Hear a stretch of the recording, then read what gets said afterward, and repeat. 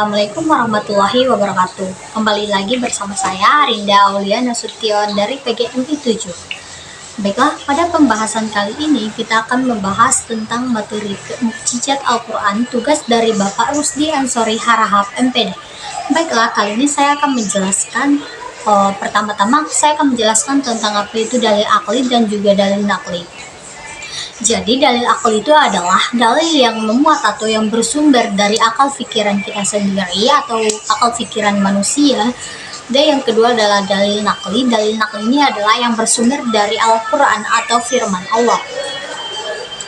Al-Quran ini adalah contoh mukjizat Al-Quran ini adalah bahasa dan sastra Al-Quran yang ditulis sangat indah dengan penuh gaya dan sastra yang sangat tinggi, bahwa keindahan bahasa dan juga karya sastra yang suasananya tidak ditandingi oleh karya sastra manapun.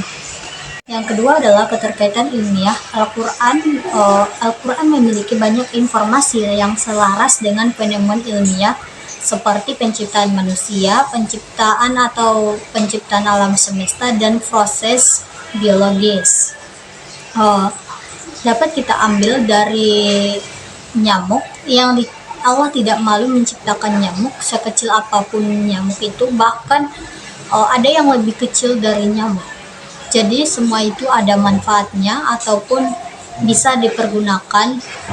Contohnya seperti kalau tidak ada nyamuk, bahkan pasti tidak ada anti nyamuk atau obat nyamuk lainnya yang diperjualbelikan. Dan yang ketiga adalah keterkaitan sejarah. Banyak sejarah di dalam Al-Quran yang dapat kita ketahui, contohnya seperti sejarah tentang cerita Ashabul Kahfi.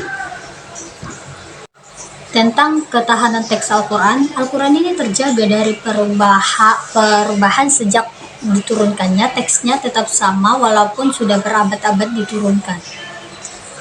Dari yang saya jelaskan tadi ada pembagian aspek dalam Al-Quran. Yang pertama itu adalah Al-Ija Al-Bayani. Ini menjelaskan tentang bahwa Al-Quran itu tidak bisa diubah, bahwa Al-Quran itu jelas dan tetap.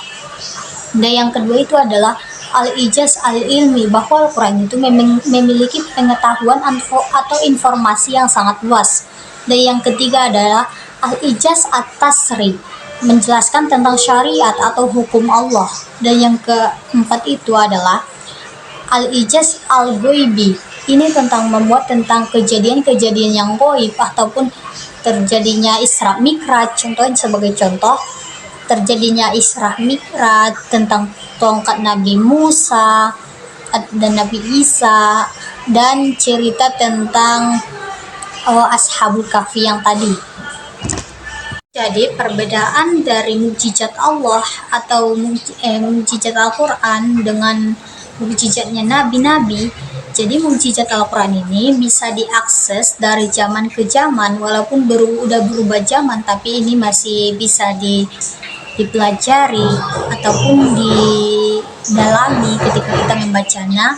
Dan kalau mukjizat nabi-nabi kita tidak bisa diakses dari zaman ke zaman dan hanya bisa diakses pada zaman atau cerita yang hidup di zaman itu, dan tidak bisa diakses ke generasi selanjutnya.